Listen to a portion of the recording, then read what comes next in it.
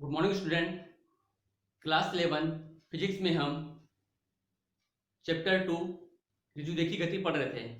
आज हम पढ़ेंगे एक समान ऋजुरेखी गति। तो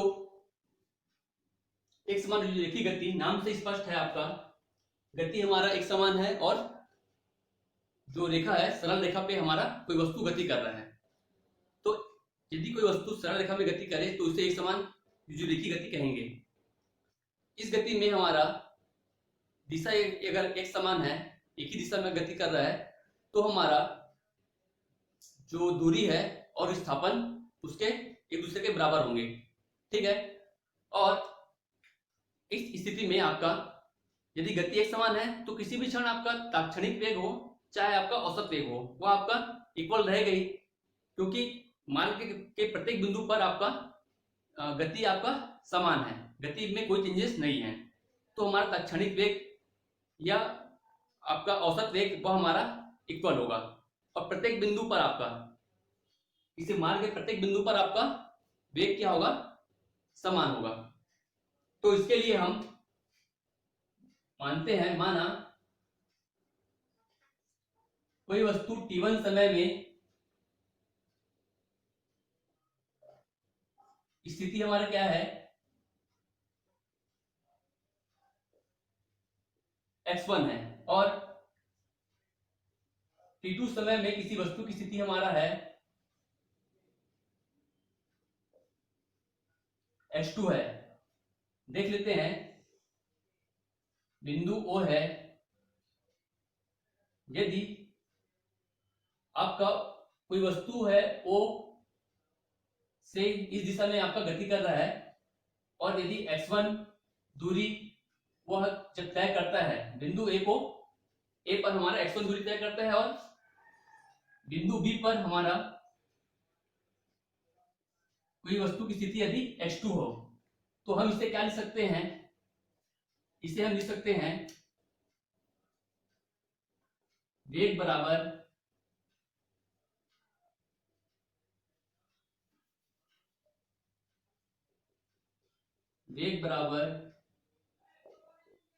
विस्थापन बटा समय। वेग को हम शो करेंगे v से, विस्थापन हमारा क्या है, ये हमारा वो विस्थापन, इसे विस्थापन को क्या लिखेंगे, x2 माइनस x1। समय हमारा क्या है, t1 में वस्तु की स्थिति x1 और t2 में वस्तु की स्थिति x2, तो हम समय हमारा होगा t2 माइनस t1। यदि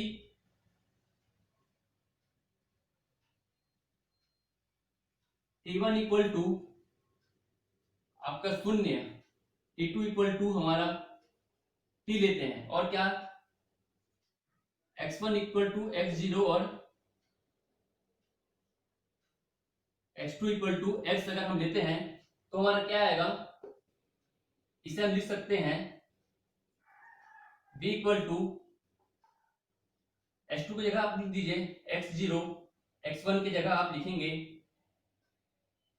सॉरी x2 की जगह हम लिखेंगे x और x1 की जगह हम लिखेंगे x0, t2 की जगह हम लिखेंगे t और हमारा t1 की जगह हमारा आएगा 0। तो हम इसे लिख सकते हैं vt equal to x minus x0 और x इक्वल टू हमारा होगा x0 प्लस vt। ये हमारा हुआ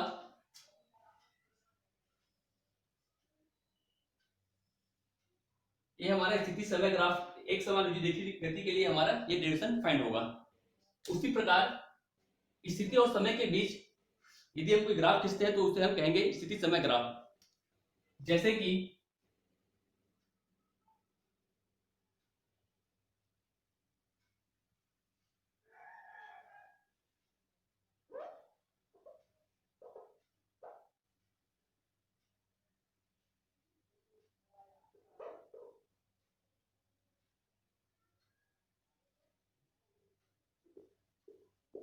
ये हमारा समय हुआ, ये हमारा क्या हुआ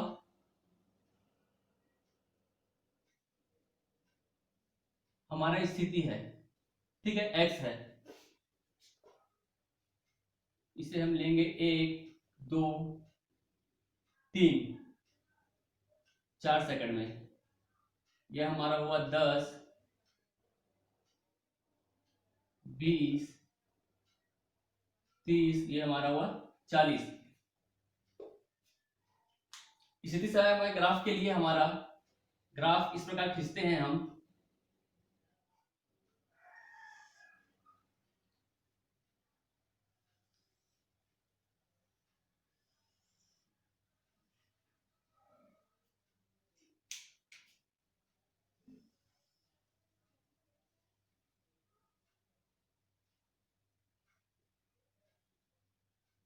यदि हमारा t0 समय में स्थिति क्या है, हमारा 10 है, उसी प्रकार 1 समय में हमारा स्थिति क्या है, हमारा 20 है। ये हमारा होगा मीटर में, ये हमारा होगा सेकंड में। यदि कोई वस्तु की स्थिति शुरुआत में 10 मीटर की स्थिति पर हो, 1 सेकंड में आपका स्थिति 20 मीटर गया, उसी प्रकार आपको 2 सेकंड में 30 मीटर और 3 सेकंड में आपका 40 मीटर होता है। तो देखिएगा प्रत्येक समय में हमारा कितना बढ़ रहा है, जो डिस्टेंस बढ़ रहा है, आपका विस्थापन कितना हो रहा है, 10 मीटर हो रहा है। तो इस प्रकार हमारा ये स्थिति समय ग्राफ बनेगा।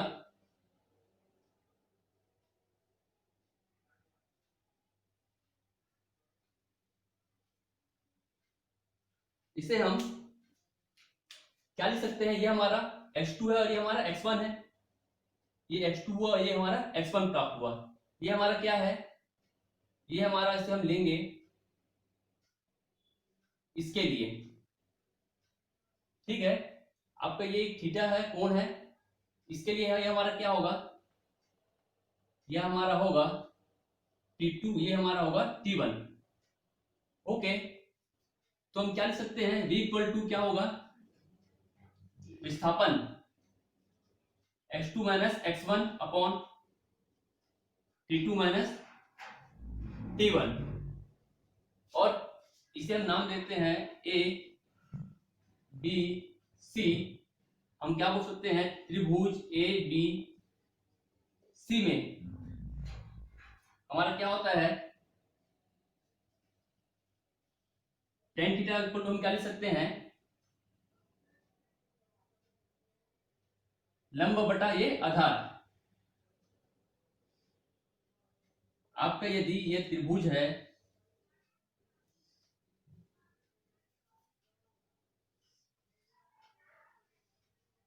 ये आपका कोण थीटा है, तो थीटा के सामने वाला कोण हमारा कहलाता है लंब, और ये हमारा कहलाएगा आधार। ये हमारा हुआ a, ये हम इसे नाम दिया b, और इसे हमने नाम दिया c।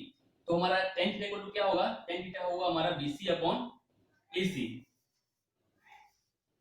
tan थीटा होगा हमारा लंब बटा आधार बराबर bc बटा ac होगा। वैसे ही आपका विस्थापन देखिए, x2 माइनस x1 को हम क्या लिख सकते हैं, ये हम लिख सकते हैं bc लिख सकते हैं, और t2 माइनस t1 को हम क्या लिख सकते हैं, ac लिख सकते हैं, bc और ac।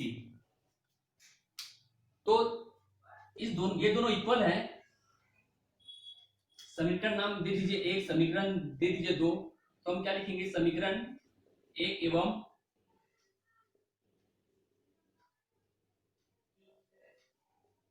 2 से क्या होगा हमारा, v इक्वल टू होगा tan थीटा।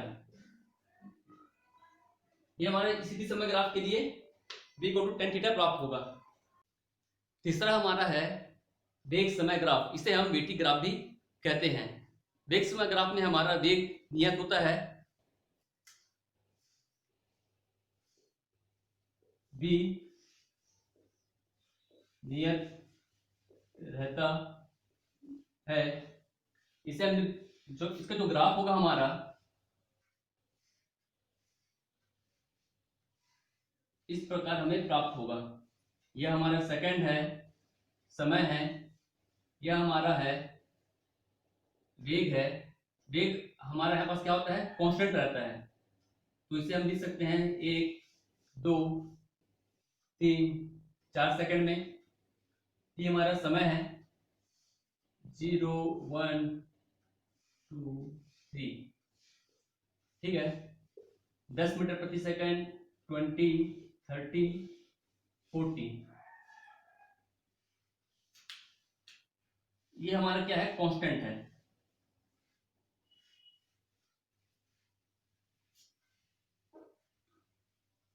इसे हम टेबल के रूप में अगर लिखना चाहेंगे तो किस प्रकार लिखेंगे,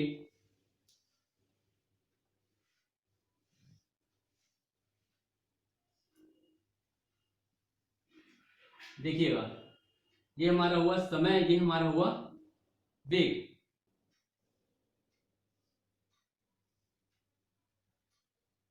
जीरो समय में हमारा वेग क्या था, हमारा वेग है यहां पर 40 है, ओके। एक सेकंड में हमारा यहाँ पर टी हमारा क्या होगा, सेकंड में शो करेंगे। हमारा वेग किस में शो करते हैं, हमने मीटर प्रति सेकंड में हम शो करते हैं। तो किसी समय अगर वस्तु का वेग 40 मीटर प्रति सेकंड है, t1 समय में भी कितना वेग है आपका, 40 मीटर प्रति सेकंड है। समय 2 सेकंड में भी हमारा वेग में कोई परिवर्तन यहाँ पर हमारा नहीं हो रहा है। मतलब कोई वस्तु है, मतलब एक तरीके से कोई गाड़ी है, वो आपका एक कांस्टेंट वेग में चल रहा है। जैसे कि आप कोई गाड़ी चला रहे हैं, एक्सीलेटर आपने दिया है, तो एक्सीलेटर को आप ना कम कर रहे हैं ना आप ज्यादा कर रहे हैं, तो गाड़ी एक निश्चित वेग से ही आपका रनिंग करेगा। ये स्थिति उस प्रकार की स्थिति है। तो इसके लिए हमें एक वेग समय ग्राफ में खींचेंगे तो हमें एक प्रकार का ये आयत प्राप्त होता है, ठीक है। 2 सेकंड में हमारी स्थिति कितना था आपका, ये था। इसे हम देते हैं ए, ये बी, ये हमारा होगा बी डैश, ये हमारा होगा ए डैश।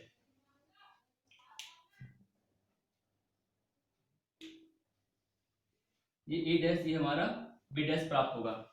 तो हम लिख सकते हैं बी इक्वल टू हमारा क्या होता है, x2 minus x1 upon t2 minus t1। x2 minus x1 equal to v t2 minus t1 लिख सकते हैं। यहां से v इक्वल टू ये जो मान होगा हमारा,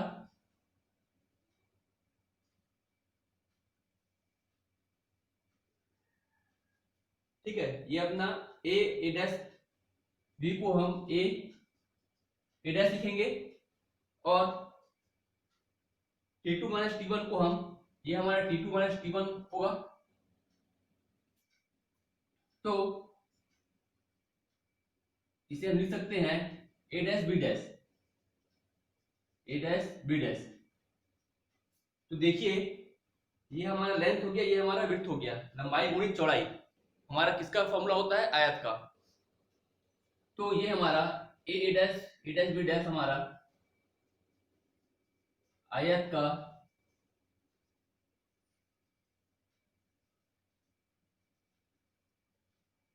क्षेत्रफल का फॉर्मूला होगा। तो हमारा x2 माइनस x1 स्थिति में जो परिवर्तन है वो हमारा आपका वेग और जो आपका दिया है समय अंतराल के गुणनफल के बराबर होता है। और दूसरे शब्दों में हम कह सकते हैं कि यह आयत के क्षेत्रफल के भी बराबर होगा।